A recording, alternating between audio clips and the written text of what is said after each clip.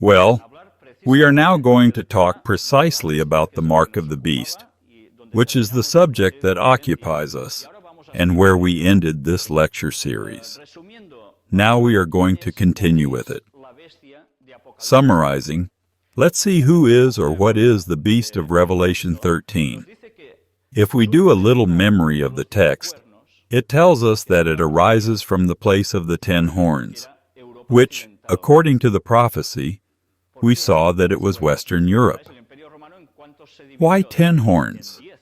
Remember that the Roman Empire was divided into 10 kingdoms.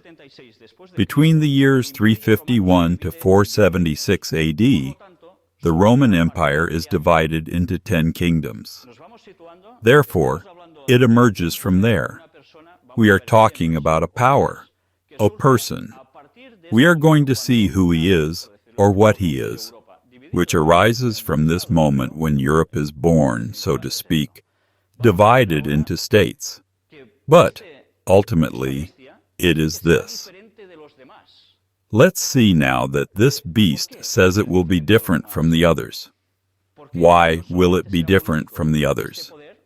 Why will it not only be political? Because it will also be spiritual. Here is a very interesting engraving that appears in Rome, and I don't know if you see someone sitting on a throne with a scepter, in a spiritual sense, not only monarchical. Let's see what else happens. According to the prophecy, it says that this beast would overthrow 3 kings, and curiously, in these annals of history, 3 peoples are uprooted. The Heruli in 493 AD, the Vandals in 534, and the Ostrogoths in 553, also after Christ. It is curious. We will see how history will show us the meaning of this beast. We will reach very clear conclusions. But what was the reason for these 3 kings to be overthrown? Well, they opposed the teachings and pretensions of a certain hierarchy. Which hierarchy? In the year 538, the Ostrogoths, these lords that we more or less see here, were expelled from Rome and left the effective opposition to the decree of the Emperor Justinian, which you see here in image also, that the Pope of Rome was the head of all the churches. Do you see the historical context? We are now going to see something that happened in the year 538, the year of papal supremacy. Stay with this year. It is when the Pope of Rome gets the great power. Remember, 538 after Christ. Let's look at a 4th point. This horn had eyes like the eyes of a man and a mouth that spoke greatness. What did this amount to? Cunning, penetration, and arrogant assertions of an apostate religious organization. I ask you, will the papacy be this power that is symbolized by the little horn in the book of Daniel and by the beast in Revelation? Think with all that you are seeing if this is going to be so or not. Let us see in depth whether this power would speak great things against the Most High, as the text says. Who is the Most High? God, right? Let's see if this power does or does not do this. We are going to see an extraction from a book called The Prophecies of Daniel and the Apocalypse, Volume 1, the volume of Daniel, precisely, pages 100 to 102. I do not want you to miss any detail because I am not making this up. This is history, and it is taken by people of great weight within the Catholic Church itself. Look at what the text says. Lucius Ferraris, in his prompt library, to which the Catholic Encyclopedia refers to as a true encyclopedia of religious knowledge and a precious mine of information, declares in the article where he deals with the Pope that the Pope is of such great dignity and exalted that he is not a mere man, but as if he were God and the vicar of God. The Pope is of such sublime and supreme dignity that, properly speaking, he has not been established in some degree of dignity, but rather has been placed at the very summit of all dignities. The Pope is called most holy because he is legitimately presumed to be so. The Pope alone deserves to be called most holy because he alone is the vicar of Christ, the source, fountain, and fullness of all holiness. He is also the divine monarch, supreme emperor and king of kings. By the way, I digress. This is the title King of Kings that is applied in the biblical writings. To whom do you know? Jesus Christ, yes, sir. Hence the Pope wears a triple crown as King of heaven, earth, and the nether region. Moreover, the superiority and power of the Roman pontiff do not refer only to heavenly things, to earthly things, and to things under the earth, but reach even over the angels, for he is greater than they. So that, if it should happen that the angels should err in the faith or think contrary to the faith, they could be judged and excommunicated by the Pope, for he has such great dignity and power that he forms with Christ one and the same tribunal. The Pope is as if he were God on earth, the only sovereign of Christ's faithful, the chief King of kings, who has the fullness of power, to whom the omnipotent God has entrusted not only the direction of the earthly, but also of the heavenly kingdom. The Pope has such great authority and power that he can modify, explain, or interpret even divine laws. This is power, isn't it? Christopher Marcellus, in the 4th session of the 5th Lateran Council, in a prayer addressed to the Pope, exclaimed, "You are the shepherd, you are the physician, you are the director, you are the husbandman. Finally, you are another God on earth." Almost nothing, says Adam Clarke with reference to verse 25. He will speak as if he were God. This is how Symmachus quotes Jerome. To no one can this apply so clearly and fully as to the popes of Rome, who have assumed the infallibility which belongs to God alone, profess to forgive sins, a thing which belongs to God alone. They profess to open and close heaven, etc., etc., etc., etc. Well, we finish the paragraph. They profess to be superior to all the kings of the earth, which belongs to God alone. And they go beyond God in pretending to relieve whole nations of their oath of allegiance to their kings, when such kings displease them and go against God, when they give indulgences for sin. This is the worst of all blasphemies. I do not know if you knew, but this is history, and you have already seen where it is drawn from. The power and the character that is painted of the Pope is really God on earth. Let's look at the 5th point. He would think to change the times and the law, the text of Revelation told us. Did this power change the law, the 10 Commandments of God, which his true saints follow? Because you remember in a conference we talked about who the saints were in the Bible. The saints are not people who are on an altar who have been beatified by anyone, but it says they are those who keep the commandments of God and the faith of Jesus. So, let's see if the law really changed this power, the 10 Commandments. Let us now look at the biblical text where the 10 Commandments appear, which all of you, as children, I suppose you learned in school. Before, when I was a child, they were taught in the school of priests or nuns. I went to a national school, but we were also taught this in the compulsory religion class, of course. Exodus 20, which is the 2nd book of the Bible, is where the 10 Commandments, that we all more or less know, are collected. They go like this. And God spake all these words, saying, I am the Lord thy God, which have brought thee out of the land of Egypt, out of the house of bondage. Thou shalt have no other gods before me.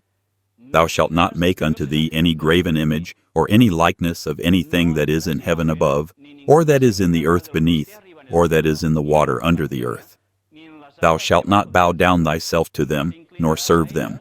For I, the Lord thy God, am a jealous God, visiting the iniquity of the fathers upon the children unto the 3rd and 4th generation of them that hate me, and showing mercy unto thousands of them that love me, and keep my commandments.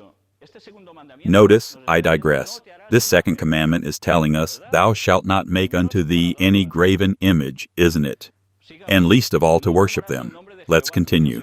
Thou shalt not take the name of the Lord thy God in vain, for the Lord will not hold him guiltless that taketh his name in vain. The fourth commandment, stay with this fourth commandment because we will talk more about it later. Remember the Sabbath day to keep it holy. Other Spanish versions put directly day of rest. 6 days you shall labor and do all your work, but the seventh day is the Sabbath. Wait a minute, Saturday is the seventh day? I was taught Monday, Tuesday, Wednesday, Thursday, Friday, Saturday is the sixth. Then we'll talk about this. But the seventh day is the Sabbath of the Lord thy God. Do no work therein. Thou, nor thy son, nor thy daughter, nor thy manservant, nor thy maidservant, nor thy cattle, nor thy stranger that is within thy gates. For in 6 days the Lord made heaven and earth, the sea, and all that in them is, and rested the seventh day. Therefore the Lord blessed the Sabbath day and hallowed it. To sanctify is to set apart for holy use. It totally differentiates it from the rest of the other days of the week. Honor thy father and thy mother, that thy days may be long upon the land which the Lord thy God giveth thee. Thou shalt not kill. Thou shalt not commit adultery. Thou shalt not steal. Thou shalt not speak false witness against thy neighbor. And the last, thou shalt not covet thy neighbor's house. Thou shalt not covet thy neighbor's wife, nor his manservant, nor his maidservant, nor his ox, nor his ass, nor anything that is thy neighbor's. Come on! What is fashionable now, right? But I don't want you to stay with this alone. We are going to make a comparison of a Catholic catechism. And we are going to compare the 10 Commandments as they appear in the sacred text of the Bible and how they are taught according to the catechism. And we are going to notice some small differences. First commandment. Okay, nailed it. The same. But the second commandment here told me that I could not worship images, and there in the catechism it tells me, do not take the name of the Lord your God in vain. Where has this commandment gone? Where is it? Because I'm looking down and I don't get it. Has it been put somewhere or not? Or has it disappeared? This makes me think, and now I understand, why in churches there are images that are worshipped and people venerate them, because of course they don't include the actual second commandment in what they teach those people. Let's continue. The third one. Of course, now I see that there is a gap. We realize the third one, biblically, thou shalt not take the name of the Lord thy God in vain. In the other, of course, there is a gap of one because the second commandment has disappeared. It also happens to sanctify the feasts.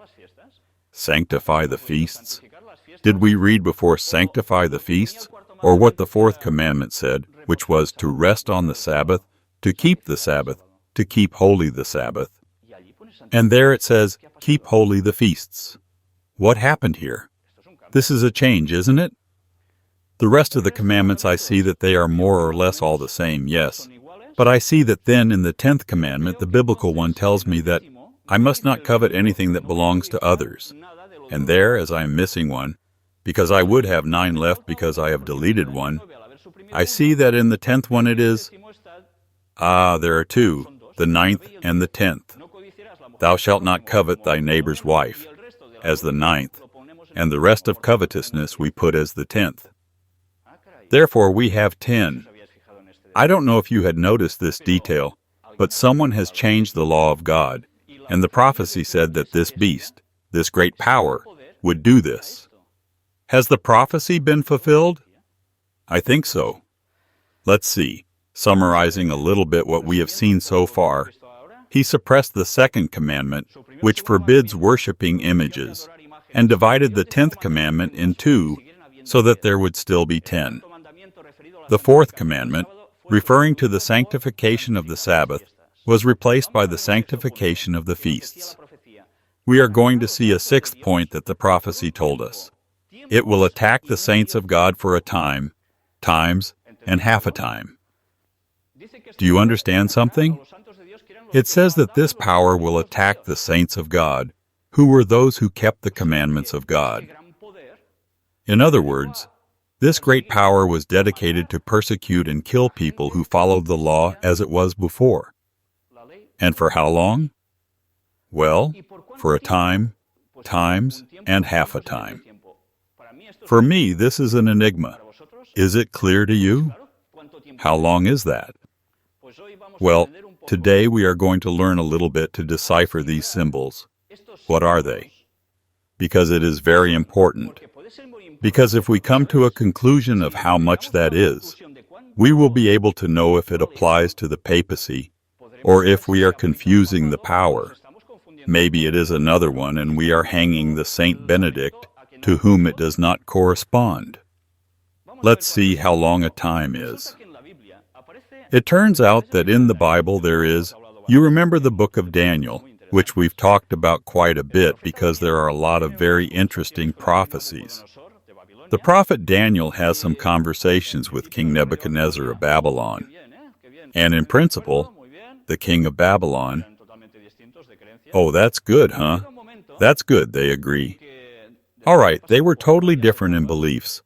But there comes a time when after going through several stages, the king, as they say now, goes crazy. Literally, he goes crazy. But because of what? He says, "Isn't this the great Babylon that I built?" From knowing what the world power was that was carried by God, he arrogates that to himself. And there's a prophecy about him that he would precisely become. Well, let's look at it. Daniel chapter 4, verses 23 through 25. And whereas the king saw a watcher and an holy one coming down from heaven and saying, "Hew the tree down and destroy it. Yet leave the stump of the roots thereof in the earth, even with a band of iron and brass, in the tender grass of the field. And let it be wet with the dew of heaven, and let his portion be with the beasts of the field, till 7 times pass over him."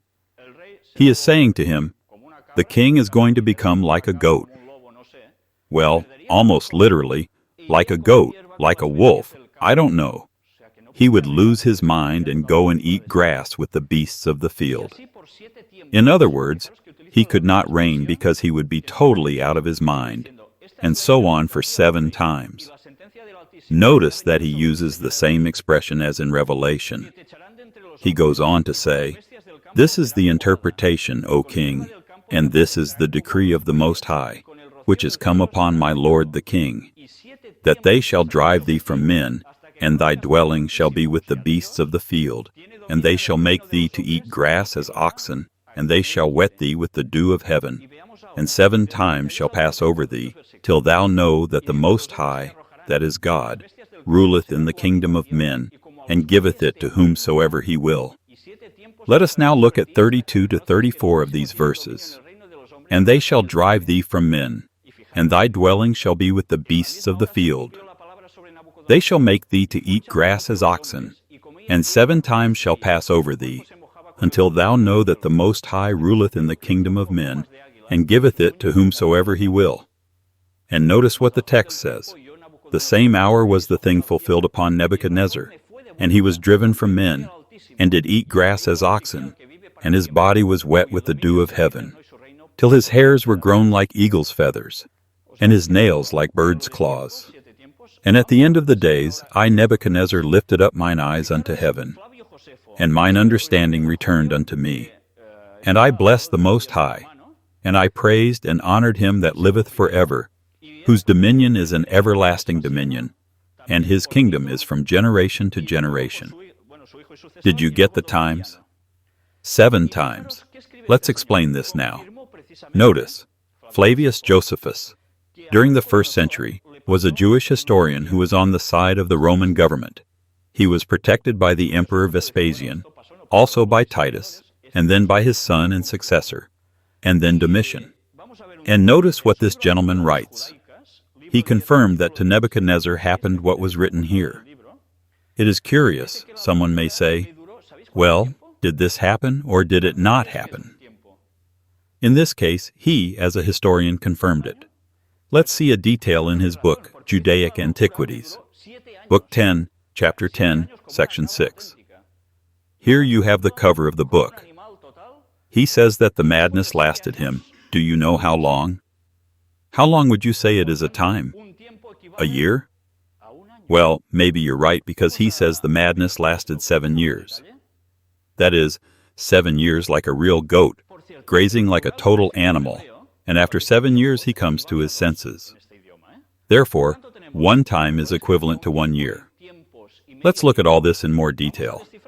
By the way, the indefinite plural in Hebrew, when it says times, is equivalent to 2 in this language. So, you remember it said, a time and times and half a time. Let's decipher it. 1 time equals 1 year, 2 times, the plural, is 2 years, half a time is half a year. Therefore, 3.5 times equals 3.5 years. In other words, it is 3.5 years. Doesn't it all add up to this? Let's see how the thing gets a little more complicated, but at the same time it is explained even more clearly. Let's see if the prophecy is given in symbols. A biblical year, as we saw in other conferences, was equivalent to 360 days. Not 365, but 360 days. Therefore, let's see. 1 year, 360 days. 2 years, 720 days. Half a year, 180 days. We do the sum. 3.5 years equals 1,260 days. Remember that a prophetic day was equivalent to a literal year? Then it is telling us that during 1,260 days, which is the same as saying 1,260 years in prophecy, this power would persecute the saints. Therefore, this is already key to determine if the beast is a person. I do not know anyone who has lived 1,260 years to do such a thing. Therefore, it cannot be a person. It has to be an entity or a power. Do you understand? This alone is enough to shut up the people who give explanations about the beast, saying 1,001 things. If it is this character, if it is the other one, if it was Hitler. Did he live 1,260 years? No. Therefore, the people who say this are wrong. I do not know if with good intention or bad intention, but they are wrong. The reality is this. Biblically, in symbols, it is this. Well, let's see now a text that gives us additional details. Revelation 11, verses 2 and 3. But the court which is without the temple leave out, and measure it not. For it is given unto the Gentiles, and the holy city shall they tread under foot 42 months. And I will give power unto my 2 witnesses, and they shall prophesy 1,260 days, clothed in sackcloth. Let's do the math of how many 42 months are to know how many days they are. 42 months times 30 days that the biblical month has is 1,260 prophetic days, which equals what, literally? 1,260 years. He's talking about the same period of time as before. And 1,260 prophetic days. Is that it? 1,260 literal years. Revelation 12:14. Notice how the same amount of time appears in different parts, in different texts, as in Revelation 12:14. And to the woman were given 2 wings of a great eagle, that she might fly into the wilderness, into her place, where she is nourished for a time, and times, and half a time, from the face of the serpent. Doesn't this sound familiar? The end result of the whole sum gives us 1,260 literal years. And there is yet another text in Daniel 12:7 that reads, And I heard the man clothed in linen, which was upon the waters of the river, when he held up his right hand and his left hand unto heaven, and swear by him that liveth for ever that it shall be for a time, times, and an half, and when he shall have accomplished to scatter the power of the holy people, all these things shall be finished. I know this is a little dull, it is a dense subject, but it is necessary to know it, because when we know clearly if this beast is the papacy or not, it will show us that what we are living and what we are going to live in a very short time are prophecies, and that they will set the tone for the whole world. Nobody is going to escape from that. Nobody. Let's go now to Daniel 7:28. Hitherto is the end of the matter. As for me, Daniel, my cogitations much troubled me, and my countenance changed in me, but I kept the matter in my heart. Why does Daniel react this way? Because he knows that what he has seen in vision is that God's people were being crushed. 1260 years of persecution of the good people. Allow me to use that expression. A prophet, faced with this vision, how does he feel? Well, the poor man should be quite affected. The papacy dominated 1260 years. Does anyone know this? 1260 years dominated the papacy. We are going to make a little history. We are going to show how truly the edict of the Emperor Justinian, which you have here in the engraving, was given in the year 533 after Christ, and made the Bishop of Rome head of all the churches. Almost nothing, eh? But this edict could not come into force before the Arian Ostrogoths, the last of the three horns that had been uprooted, were expelled from Rome to make room for the papacy. And this did not happen until 538, which is the year we have seen before as the beginning of papal supremacy. All those who opposed him ended badly. Now notice these dates that we are going to teach here. 538 A.D. The Ostrogoths are uprooted. That's the last of those three horns. And we add 1260 years of papal persecution against the people who opposed him. And what year does that bring us to? 1798. And now we will necessarily have to do more history. What happened in this year? Did something happen or did nothing happen? Notice if something truly momentous happened, the prophecy is fulfilled in the papacy. If not, I am Pinocchio, and I am deceiving you. Notice the importance of this sum in what we are now going to see. What happened that year? Here it is. Do you know who this gentleman is? General Berthier. Well, this gentleman commanded the French army under the orders of precisely this one we are going to see now, Napoleon Bonaparte. He entered Rome and proclaimed the Republic. Here it is. Precisely, in French he puts this here and proclaims the Republic in Rome during this year. Let's see what he does. Well, he takes prisoner. Do you know who? Look at this gentleman, Pope Pius VI.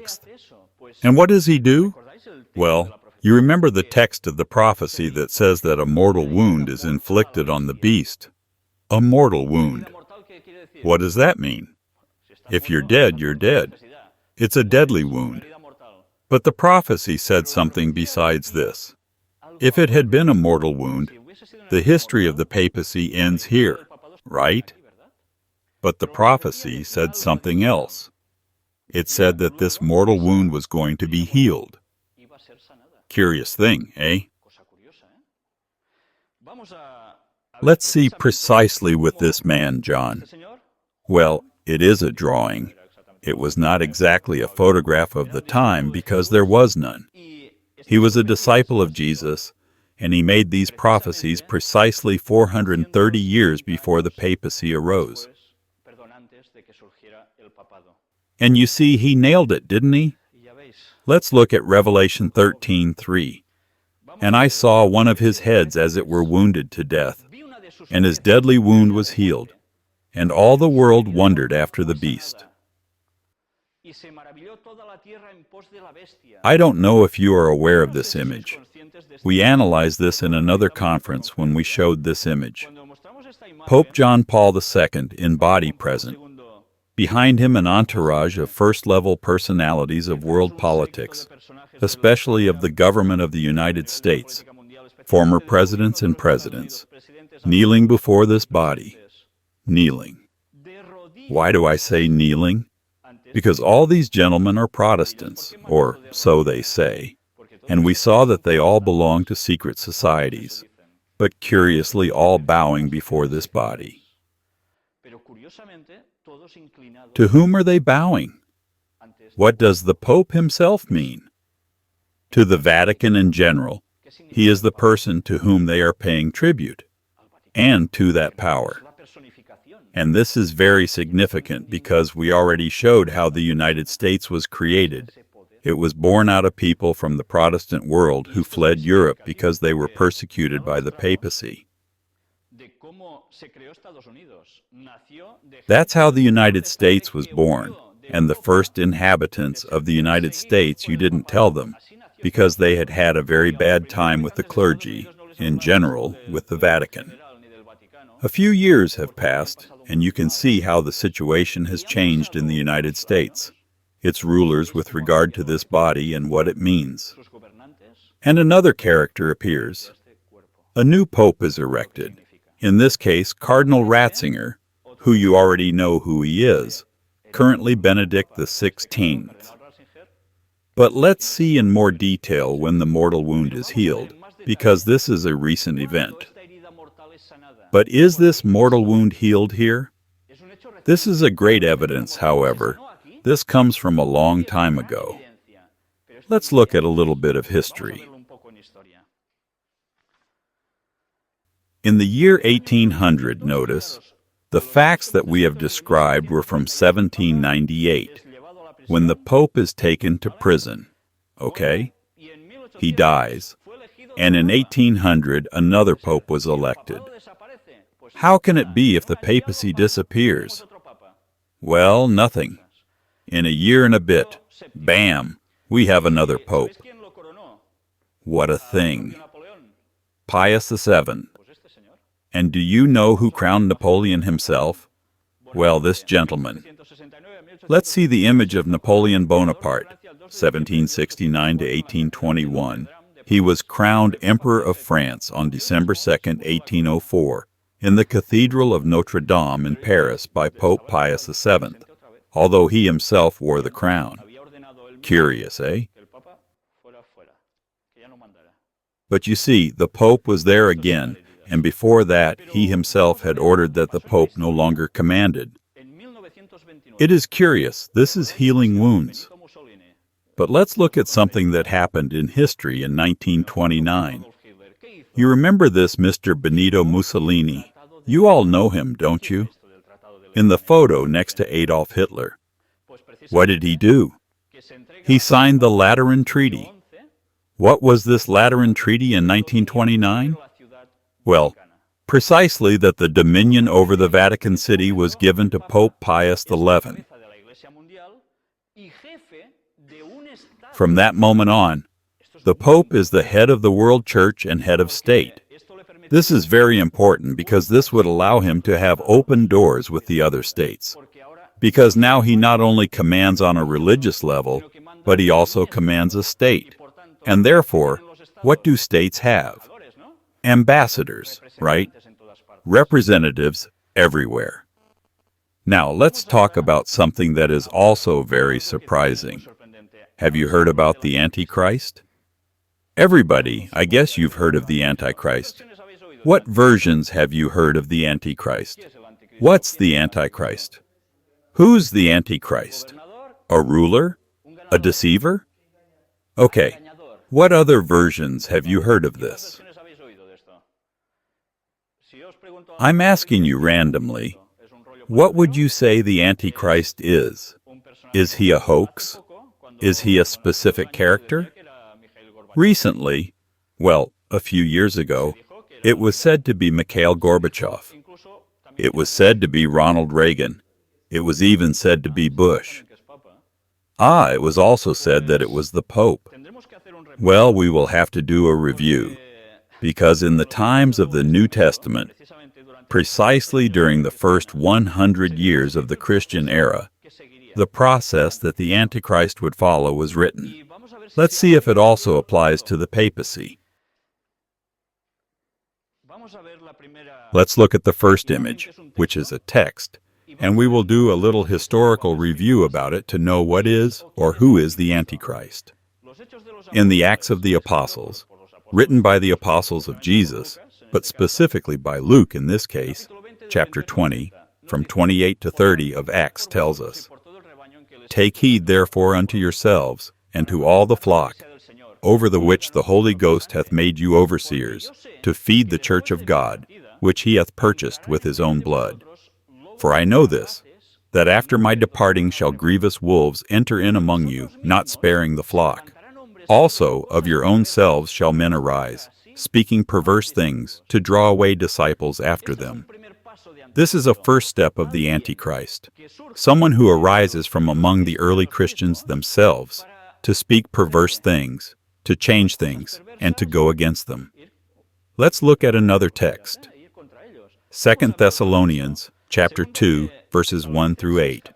Now we beseech you, brethren, by the coming of our Lord Jesus Christ, which subject we have already touched on in prophecy, and by our gathering together unto him, that ye be not soon shaken in mind, or be troubled, neither by spirit, nor by word, nor by letter, as from us, as that the day of Christ is at hand. Let no man deceive you by any means, for that day shall not come, except there come a falling away first, and that man of sin be revealed, the son of perdition. Quite a title he's giving them here.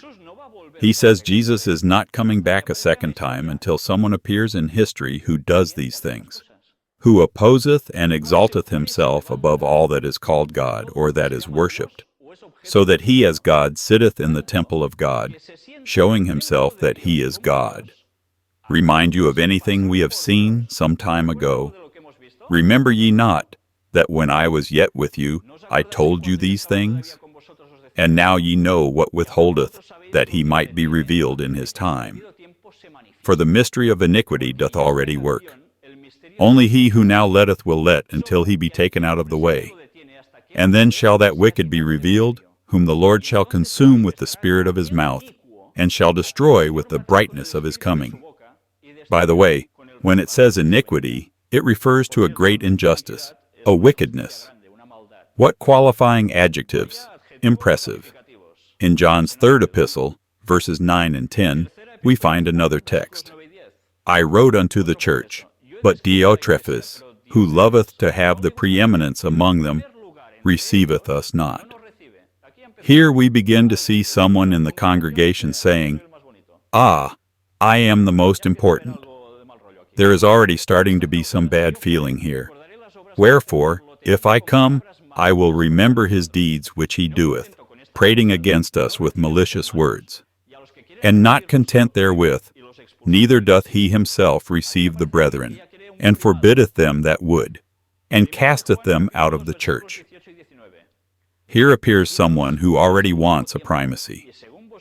In 1 John chapter 2, verses 18 and 19, we read, Little children, it is the last time, and as ye have heard that Antichrist shall come, even now are there many Antichrists, whereby we know that it is the last time. They went out from us, but they were not of us. For if they had been of us, they would no doubt have continued with us. But they went out, that they might be made manifest that they were not all of us. That is, where would these Antichrists come from? From the Christians themselves.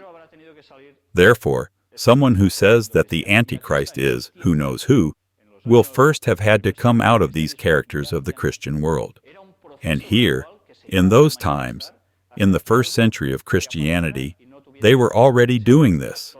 It was a gradual process that was going to manifest itself until something would move away and would no longer have a break, and this Antichrist would fully manifest itself. We are now going to see a process of the bishops and popes of Rome. All these have been popes. I am not going to read them because I would still be here tomorrow. We are going to see now some concrete cases in certain historical dates, making some jumps so that you can see which is the sequence they are following. Victor I, between the year 189 and 201, ordered the churches of the East to observe Easter on Sunday. They refused and were excommunicated, but in vain. Notice how here Sunday appears in the middle. Julius I, from 337 to 352, the Council of Sardica in 343 conferred on the Bishop of Rome the privilege of judging between contentious bishops.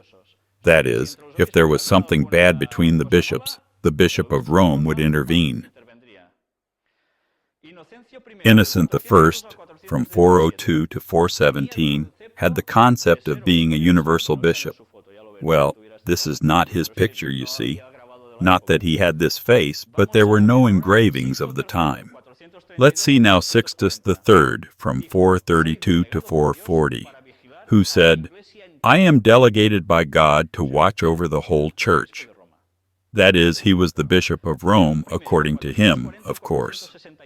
Leo XIV, from 440 to 461, issued a decree saying that the Bishop of Rome is supreme. The Council of Chalcedon, in 451, put the Bishop of Rome on a par with the Bishop of Constantinople. There was a split between Constantinople and Rome.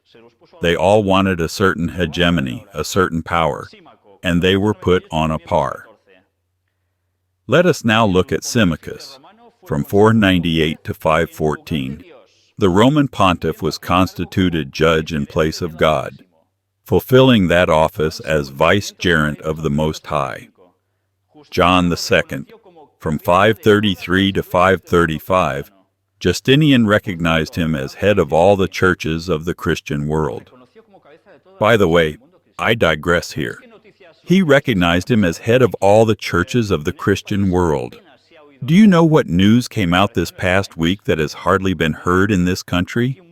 It appeared in the Times in England, here very little in the news. Do you remember a conference where we taught that the Orthodox and the Pope were visiting each other, making agreements, and we said that this was a prophetic matter? Well, there has already been a meeting with some signatures saying that it has been agreed that Catholics and Orthodox are going to have a common head. And do you know who is going to be the leader, the boss, so to speak? The Pope of Rome. Prophecy is being fulfilled in front of us, and sometimes we are not even aware of it. Gregory I, from 590 to 604, behaves like a king. Like a king. He is a spiritual power, theoretically. Gregory VII, from 1073 to 1085, put restrictions on civil authorities. This is very strong. To make restrictions on civil authorities means that someone commands more than the civil authorities, and it is a spiritual power. And we finish with Innocent III, from 1198 to 1216, who played a leading role in the affairs of the rulers of Europe. You have seen in this brief review of the popes that there have been. We have not gone into details that history confirms very clearly, as there were popes who had children, popes who killed others so that they would not rise to power, of a woman pope, of lots of things that I prefer not to think about because everywhere there is everything. But that evidently denotes to me that a great spiritual power from God could not be, and more being proven with the prophecies that apply literally to this power, as it is precisely the beast, the Antichrist. But why is Sunday observed in the Christian world? We have seen before in the commandments that Saturday was the day of rest. What day do the Jews keep? Do you know? They keep a day of rest, which is Shabbat, Saturday. And I want to make another parenthesis. There has been a news a few months ago from Israel, the center of Judaism. Now, well, theoretically, because you know that those who weigh are the ones in the United States, right? And in England, too. However, in Israel, there has already been talk by the merchants that it would be good to open the businesses on Saturday and trade could be done, because a great deal of money is lost with all this. And on Sunday, if anything, to have a more internationalized Sabbath, like the others do. That the Jewish people are considering these things, knowing the prophecy that we know, that they are also going to join the papacy, makes me think a lot, because this means that something very big and serious is about to happen, and we are not realizing it, and we are all going to live it. Well, let's go now to the Emperor Constantine.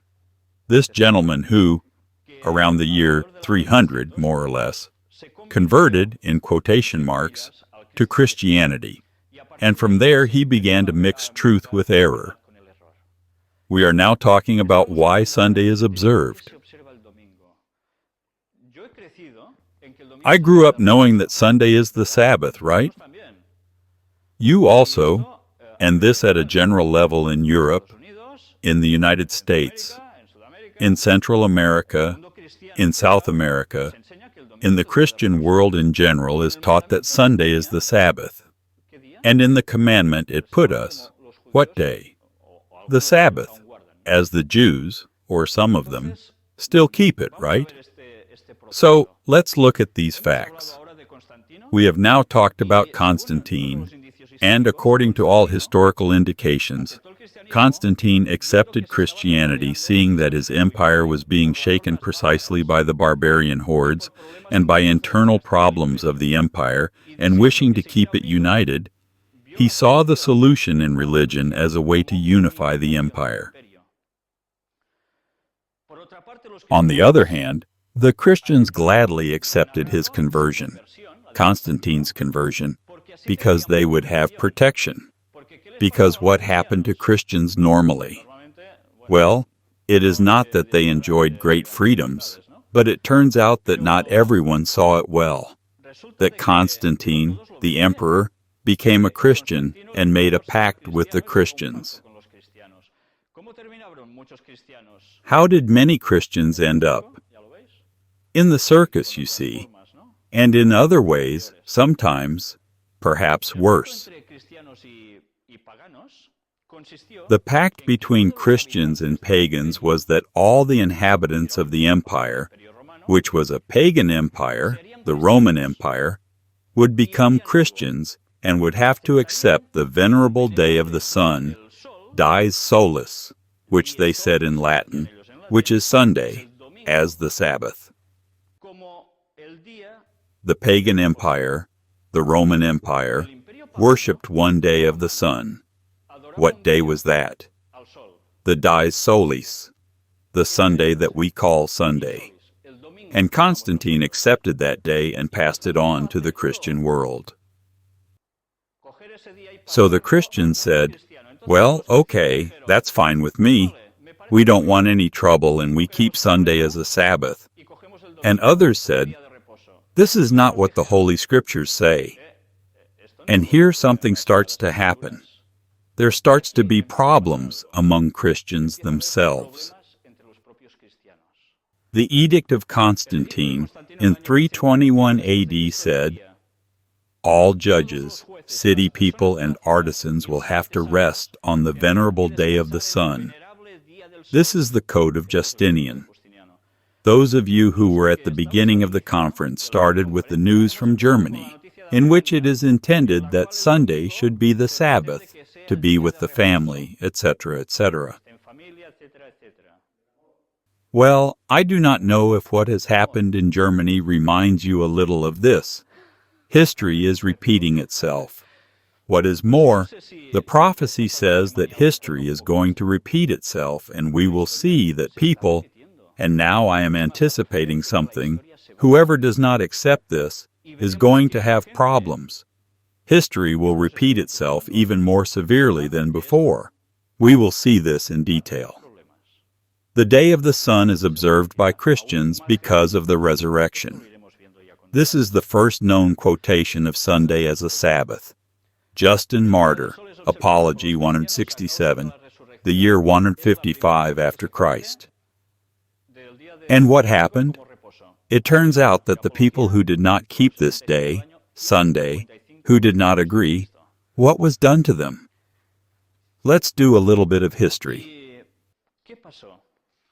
It turns out that the early Christians were saying, God says you have to keep the Sabbath. Others said, well, but if we keep Sunday, as the emperor says, we won't have any problems, and, besides, we will be different from the Jews. You know, there was a lot of fear back then because the Jews were the ones who, theoretically, had Christ killed, that the Christians would be confused with the Jews because they kept the same day. And they said, "Oysters! We are not going to have an external visual difference, therefore, let us take Sunday, which will be the day for everyone, and we will all be at peace." Those who did not accept this change in God's law had a very hard time and were persecuted for many years, until they were almost completely exterminated. Those who did not want to accept Sunday as a Sabbath and preferred to keep the Sabbath as the Lord's rest. Let's look here at Canon 29. Canon 29 of this council, where it puts to us, Christians are not to Judaize and be idle on the Sabbath, but shall work on that day, but shall especially honor the Lord's day, and being Christians, if possible, shall not work on that day. If, however, they are found Judaizing, they shall be separated from Christ. Wow, what changes, huh? Well, let's see now a curiosity that, more than curious, is shocking, and it is a change that has taken place a few years ago in your dictionaries, as well as in mine, and normally many people do not even realize it. And it has not happened only in Catalonia and Spain, but in many other countries. This is an extract from any encyclopedic dictionary, in this case illustrated. It summarizes: Sunday, first day of the week; Saturday, seventh and last day of the week. This is taken from a dictionary prior to 1990. If you look at the versions of those years, you will see that they all express themselves in this way. But what happens after 1990? Something that can make us shudder when we know the meaning of this prophecy. If you now enter, for example, in the Internet Dictionary of the Royal Spanish Academy, it tells us, Saturday explains that it is Shabbat of rest in Hebrew, sixth day of the week. Although here, thank God, they still add seventh day of the liturgical week. How can this be? Here it is saying that Saturday is the sixth day of the week, and before it was telling us that it was the seventh. Do you have the power to change the meaning of a word with such a great weight as this? To make one day pass from one number to another? I am incapable of doing that. I doubt that anyone has the power to do that. Instead, it has been done. It has. Sunday. Patrimonial voice from Latin Dominicus, dies Dominicus, day of the Lord, they say. Derived from Dominus, owner, Lord. Voice spread with Christianity that replaced the properly Roman denomination, dies solis. Compare the English or German Sonntag, which means day of the sun, from the etymological family of owner, seventh and last day of the week. Then, they add that it is the first day of the liturgical week, but most of the dictionaries are no longer saying this final part. They only keep the first part, that Sunday is the seventh day of the week and Saturday the sixth. What happened behind all this? What force is behind it to be able to change the meaning in encyclopedias and dictionaries? You know, I have personally found myself in the situation of talking to someone and saying, Saturday is the seventh day of the week, the day that God said to rest. What do you say? That the Sabbath is the seventh day, it's the sixth day. I've had this conversation lots of times. If I tell them Sunday is the first day of the week, they reply, "What are you saying, that it is the seventh day?" This in our country, if you try it, it still is. Tell me, I have a Catholic Bible that clearly says, "Remember the Sabbath day to keep it holy." No, in the Catholic Bibles it appears just like that. Then how can it be that in your Bible it appears like that and in the Catechism it appears changed? It is curious, isn't it? But you see, if before I could argue and tell anyone, take your dictionary, your encyclopedia and look, and you will see that what I tell you is true. Now I cannot do it anymore, because now I tell them, Saturday is the seventh day, and it turns out that it says sixth day. And where is my argument then? If I cannot prove that it has always been so in the annals of history, I lose a great strength. But there has been a tremendous manipulation, and I believe that it has been intentional. I affirm intentional. Let's see a little more. We still have a little time. According to the biblical prophets, could God's law be changed? Let's look at the answer in an Old Testament book, Psalms chapter 111, verses 7 and 8. The works of his hands are verity and judgment. All his commandments are sure. They stand fast forever and ever, and are done in truth and uprightness. They are eternally affirmed. Would anyone dare to change God's commandments? Let's look at Psalm 119, verse 152. Concerning thy testimonies, I have known of old that thou hast founded them forever. Testimonies and commandments are the same thing. Forever hast thou established them. I repeat, will anyone dare to change that? Well, yes, they have dared to change that, eh? And we have seen it. And did Jesus give divine consent for that day to be changed? Matthew chapter 5, 17 to 18. Think not that I am come to destroy the law or the prophets. I am not come to destroy, but to fulfill. For verily I say unto you, till heaven and earth pass, one jot or one tittle, that is, the smallest thing, shall in no wise pass from the law till all be fulfilled. Jesus gives no authority to anyone to change that Sabbath. I know that now you are thinking, why is this man talking so much about Sabbath and Sunday? What does this have to do with it? This is what is going to set the pattern, and I give you the prophecy. The pattern for the world to climax is going to be the most important thing.